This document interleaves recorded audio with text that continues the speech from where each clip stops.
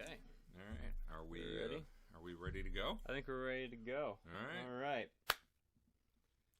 Welcome back to Pork Chops, Rice, and Peaches. I'm Noah. I'm Richard. Today we've got a bit of a different one for you. Things to watch when you're bored on a Saturday night. You know, every once in a while there's a movie that comes along where no matter what you're doing, if it's on TV, and usually AMC, you just stop what you're doing and you watch it. Yes. You know, and The Shawshank Redemption is one of those movies. Oh, absolutely. Where you just, it doesn't matter what it is you have to do, you just stop what you're doing and you watch. And today we're going to talk about a movie I've been looking forward to having known of you for a long time, and it's the remake of the Thomas Crown Affair. This is the 1999 version. Starring Pierce Brosnan with Rene Russo and Dennis Leary. And I have to point out an absolutely wonderful supporting actor performance for Frankie Faison as Detective Peretti. He was really a lot of fun. Oh, yeah. It was a fun movie. So I've seen this movie. I've seen this movie multiple times. What did you think? Oh, boy. So I watched this movie last night. And first time I had ever seen it. I have seen it sitting on your shelf my entire life. Right. And honestly, I had no idea what this movie was about. I had no idea. You know, you would guess by the title that it is an affair of some kind. Okay. Yes, no. Major spoilers if you haven't seen the movie. So if you haven't seen the movie, go watch it. It's on Amazon Prime for free. That's not a shill. That's just an option. It came out in 1999. Yeah. We are talking 23 years ago. Yeah. I don't think we need to worry about spoilers. Well, if you got people like me. Well, this is true. Fair point. But you have been warned. So I had no idea what this movie was about. None whatsoever. I did not know I was going to get dragged into the world of art heists.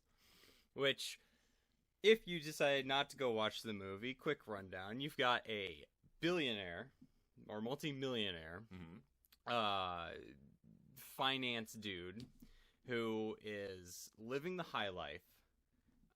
He's got literally everything he could ever want. He's got a nice apartment in New York City. He's got a tall-ass building, and with a view overlooking the city skyline, and he's bored. Mm-hmm. He's just bored. Yep. He's bored. He's gotten to a point where nothing excites him like this anymore. He goes and he plays golf on Saturdays. He goes sailing on special high-speed boats, and which was a cool little action sequence just to throw in there for the heck of it. Well, you have that wonderful question that Faye Dunaway asks as the psychiatrist. She says, what do you get the man who has everything? What does he do for fun? Yep. He bets $100,000 on a golf shot swing, and then goes down double or nothing 2 or 3 times. Right? Yeah. He it was twice. It was 10,000 on the first one. I think it was 10 grand on the first one, and then it got doubled twice, and it was about $100,000 afterwards. He capsizes a catamaran. Yeah, just because he can. Right. Just because he can. So what is someone who has every luxury in the world going to do? Steal some art for the hell of it. Apparently. Thomas Crown is a man who thrives on the adrenaline rush. Yes. Very obviously so. And the thrill of knowing that he's smarter than everyone else in the room. And being underestimated. Yes. Probably. Yes. Probably. Because there's the great scene where he sells a building. Mm-hmm. And the people buying the building are just waiting. One guy's getting ready to light the cigar. Yeah. They hoop, they holler, they're say, oh, hey, man. Mr. Crown, how's it feel to be forced to sell something? And he's like, how's it feel to know that you're paying $30 million more than anyone offered me? Yeah, exactly. It's a classic I'm line. sitting on the couch and just dying at that line. It was fantastic. So yeah, he goes and he decides he's going to steal a Monet for the hell of it. Yes. Because he wants to. And the rest of the movie revolves around this private investigator who works for high-level art dealers and art insurance companies, yep. and tries to root out who did it. And she doesn't play by the rules. She goes off book, and she's very good at what she does, and she yep. figures out almost immediately. The question then becomes, can she nail him down legally? Right. Because obviously she can't make the arrest. Right. The police have to do that. So she has this fun back and forth with the police officer, which was really fun. Those two had really fun chemistry on screen. Yes, they did. It was really fun to watch. And the question of the movie becomes, can they nail him? Is he going to come out on top? And I think the best part of this movie is how many plot twists there are. Lot. There are so many plot twists that get thrown around in this movie, and it is so much fun to watch. So much fun to watch. Thomas Crown is one step ahead of everyone. Yes. The investigator. Even though she knows he did it, he practically admits to it on their first meeting. She just can't get that solid proof. They break into his house with a warrant. His attorney wasn't notified because his attorney was making breakfast with him. Hilarious. And I think one of my favorites is when she breaks in with the cleaning crew. Mm-hmm. And she finds the piece in his hidden safe. Yes. And she brings it back to the police station, and they get the art professional in to see it, and he's like, "Oh, well, this is a ghost painting, meaning it's been painted over." And she's like, "Well, Monet reused his canvases," which is true. That a lot of artists would do that. Da Vinci was known to do that as well, because canvas was expensive. Yes, it was. But underneath, it's not a previous Monet. It's Dogs at the Poker Table. Dogs at the Poker Which Table. is such a great callback to an earlier conversation about how she wasn't allowed to play poker and that she's bad at it. Or right. A conversation. Her dad and her brothers wouldn't let her play. Yeah. It was so great. So great. Just so many twists and turns through this whole ride. And then you get to see the fun back and forth between her and him, and you get to see her gradually fall for him and him gradually fall for her. Most definitely. And I think it adds more for him. This added a whole new layer to him in this for his whole heist, his whole game. He calls it a game the entire time. He keeps saying, "Oh, because I'm bored. Mm-hmm. It's all a game, honey. It's all a game." And it really, the more their relationship develops, the more it feels like it's just adding to the game. Not only is he getting away with breaking into a museum and stealing this highly valued, treasured piece of artwork, he now is able to start a romance with the person who's supposed to be investigating him. He actually does like her. It's more than just he's playing her to get her off his tail. He's trying to see if he can bring her to his side in the meantime. I'm not even certain that he's trying to do that. I think the man, for the first time in his life, actually started to fall for someone, and he wants to have the relationship and not get caught. Mm-hmm. He wants his cake and to eat it too. Oh yeah, most definitely.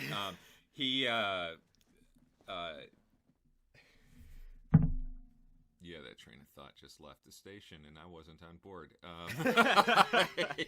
That happens a lot. That does happen. That happens a lot at the table. You'll come back around to it. So he a warning for families and it's families with young kids. This is not a movie you necessarily want to watch with the kids in the room, unless you're watching the television, AMC edited version.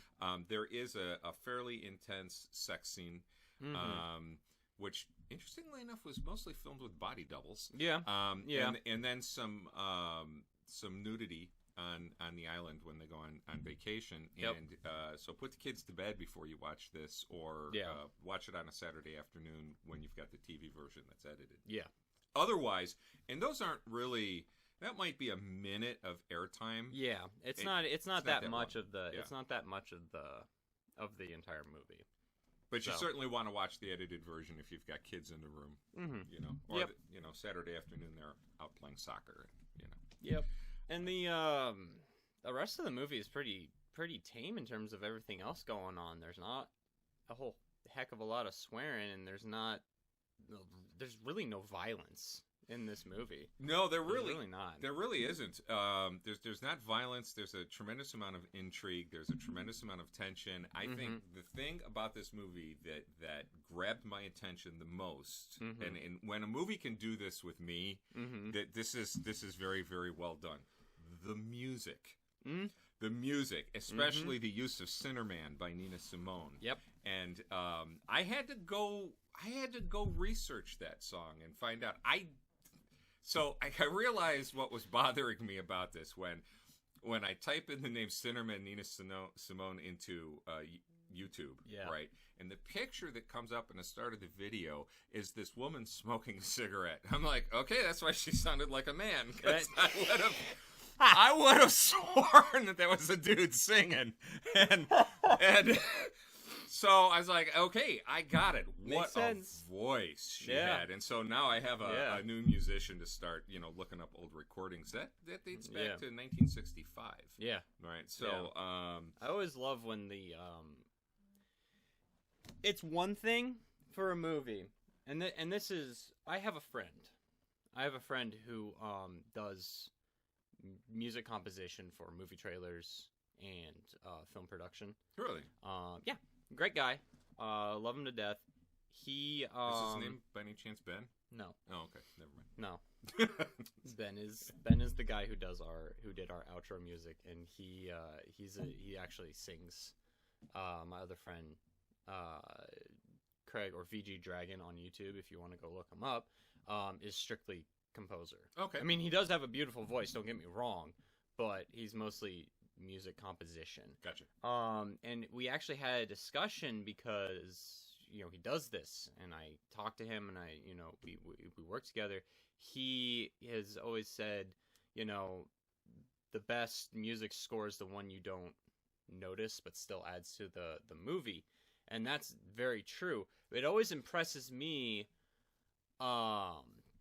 when you find not a background composition with no lyrics that complements the movie. That's obviously an integral part to filmmaking. Sure. But it always impresses me when you find a pre-made song with lyrics. Yeah. And it fits the scene, it fits the story, it fits whatever so well. And one example of this is Blacklist. They don't do it the best. Okay. Like, at the end of every episode of Blacklist, there's like a little montage with music playing in the background. And I've always felt like that was a little, like, the music fit the scene really well, but not necessarily the lyrics. But Thomas Crown Affair, I think a lot of the tracks they use fit the scene and the story almost better.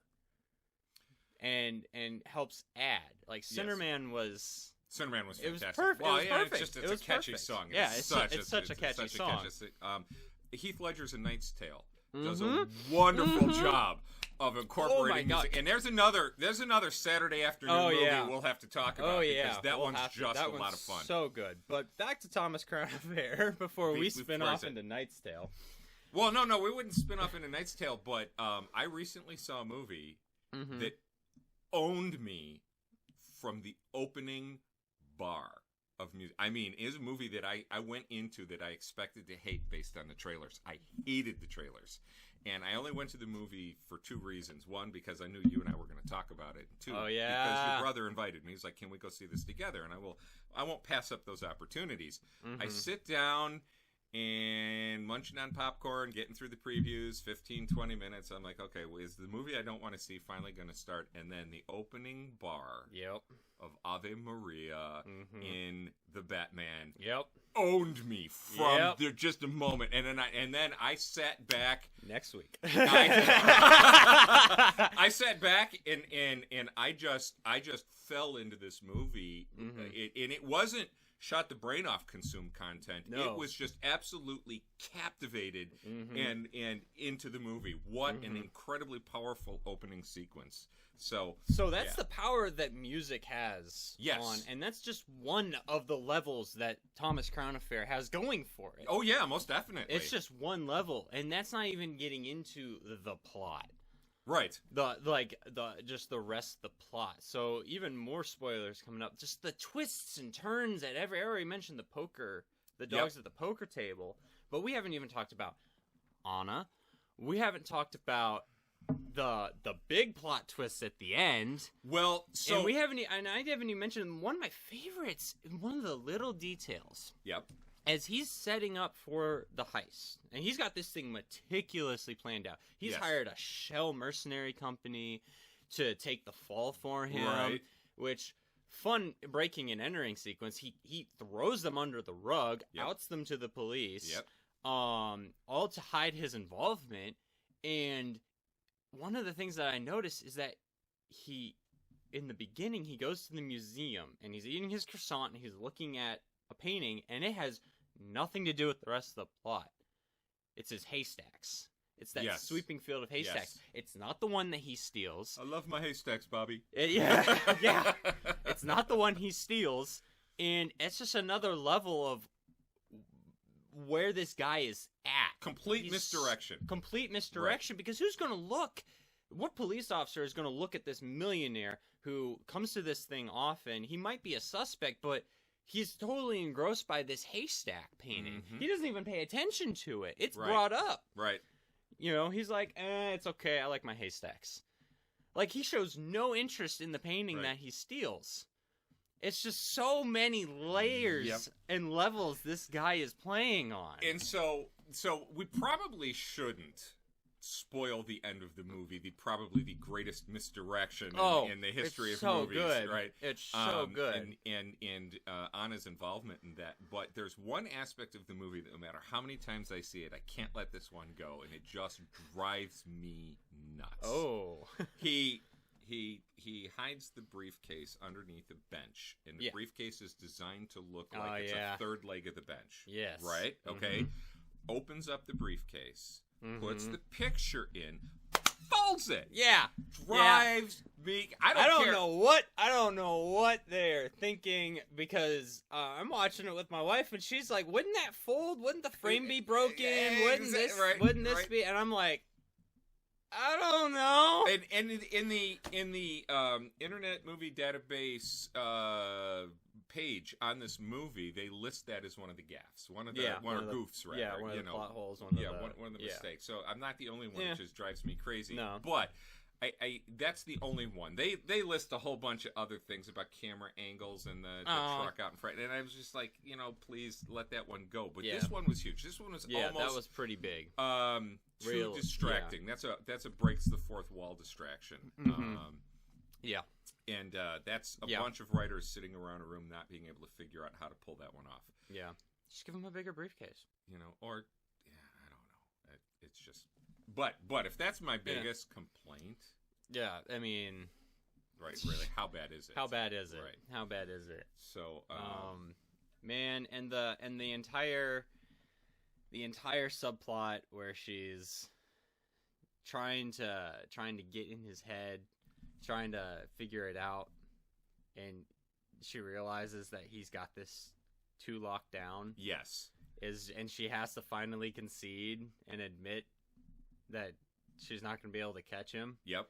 In the act. Yep. It's just the tension and the drama that builds up over the course of the movie through it. You know, he's taking her on all these expensive dates. He's taking her gliding, a random 2-day vacation to a house in the middle of the...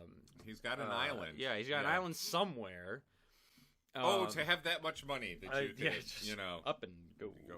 The so one of the things that I really enjoyed in this movie, I love good casting. I love when they find the perfect actors for the role, and Dennis Leary is Michael McCann. Mm-hmm. So Leary was in The Demolition Man. Yes, he probably was. one of his early acting roles, and Mm-hmm. he had that whole spiel at the end of that movie about, you know, I want to be free, I want to be able to eat Yeah. bacon, Yeah.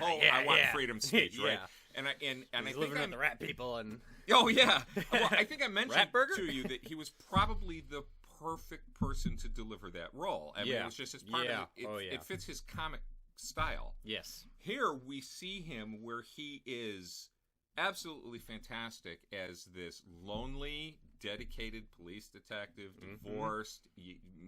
Catherine Banning reads him like an open book. Oh yeah. You know, what's the matter? Did he? Yeah. You know, did she leave you for a doctor or a podiatrist? You know. Yeah. He's kind of that sad sack, dedicated detective, but his acting. If you take a look at good. Well, his development as an actor from The Demolition Man through to this movie, Yeah. his acting is really good, and he's absolutely perfect for this role. So good. I truly enjoyed that, and then the bit at the end where she's like, "Are you not going to investigate this one too?" And he's like, "You know, before this, I nailed a wife beater and 2 corrupt rental homeowners, whatever, rental landlords." He's like, "What is this? Just a bunch of old dudes getting upset over some splatters of paint?" Right. I don't care. I never did care. I'm just doing what they tell me to do. Yeah, and then she's like, "You're a good man," and it builds because you can if you think back to his entire viewpoint, he's kind of half-heartedly going through this entire investigation. Like, he's putting in effort, and he's doing his job, and he's doing as he's told, and he cares about doing it right. But you can, if you think back to it, I don't think he was putting his all. Especially after that line is delivered. I don't think he's putting in his all. He really sits back and is just like, "You know what? You got this, girl."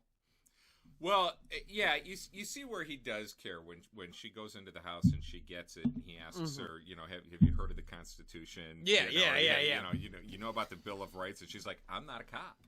Yeah. You know, so and certainly Thomas Crown is not going to file a complaint for breaking and entering because he clearly knew she was going to do this, and he clearly set it up, you know, to be found.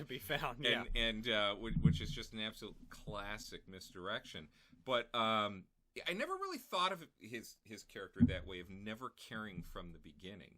That statement at the end about I caught, you know, the wife beater and walked right up to the edge of being campy without crossing that line. You know.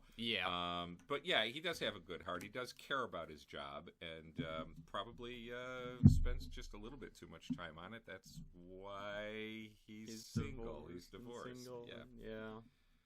So, absolutely a delightful movie. Now, this is a remake of a 1968 Steve McQueen movie, and the role of the insurance investigator was Faye Dunaway, who played the psychiatrist. So they gave her, you know, the role, little cameo. The role in the remake. They don't even give her character a name. She is just the psychiatrist. Yeah. So I really truly wanted to do a comparison of the two versions, and I just haven't watched the '68 movie. Yeah, yet. I can't find a good solid way to watch that. Yeah, it's $3.99 on Amazon. Yeah, we might just, you know, pay for it and watch it. It was interesting. I was going through that, and I was looking up that movie and the details of the movie, and I think it took place in Boston, and it was a bank heist. It wasn't. It was still a bored billionaire, and it's a bank heist. And there's an insurance investigator tracking down Thomas Crown. it'll be hard to watch it with quite an open mind, simply because the whole purpose of watching it is the comparison.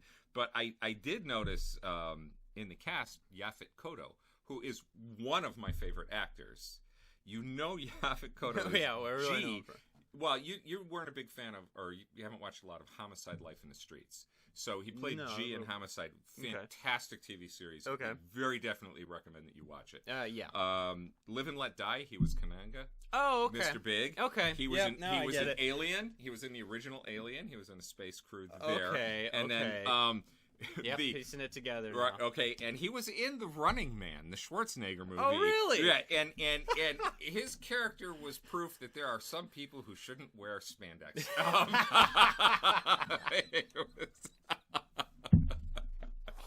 You gotta... Every once in a while, you're in Walmart and you see someone walking and you just think,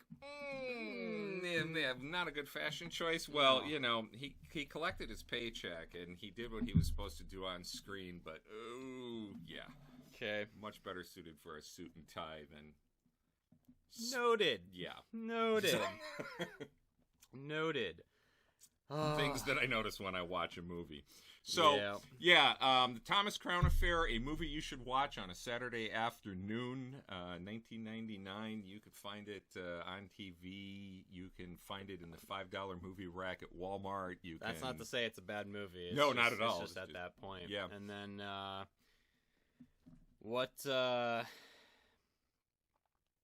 maybe eventually we might compare the original to this one. I feel like we're going to do a lot more of that coming up with the nature of Hollywood, and every decade you get a slew of remakes. Yes, we've got a bunch of them coming out. Like we got Highlander slated, the Highlander remake with Henry Cavill. We were talking about that earlier. Right, that might be a fun compare and contrast. Well, I was never particularly impressed with the acting in the Highlander in the first, in the original movies, and so this is one of those cases where a remake might be a breath of fresh air. But would you be interested in seeing a compare and contrast of the original Thomas Crown to this one? And that could be a lot of fun. It could be. And what do you think of the Thomas Crown Affair? Leave your comments below. We'd love to hear what you have to say about it. So, movies to watch on a Saturday afternoon when you're bored. Yep, Thomas Crown Affair gets a vote from me. Yeah, it's a thumbs. That's one. Always sit and watch. Always. If you see it on, just let it play. There you go. Thank you for tuning in to today's episode of Pork Chops, Rice, and Peaches. And this was a fun one. I highly recommend. Good. Highly recommend. It's a little bit shorter, but I didn't want to go into the whole details. We don't want to spoil the whole thing for you. Nope. The ending of this movie and the big twists that come out at the end of this movie are fantastic. Absolutely fantastic. So if you haven't seen it, go check it out. Go check it out. Go check it out. It's going to be a good time. All right. We'll see you next time. Thank you so much for watching.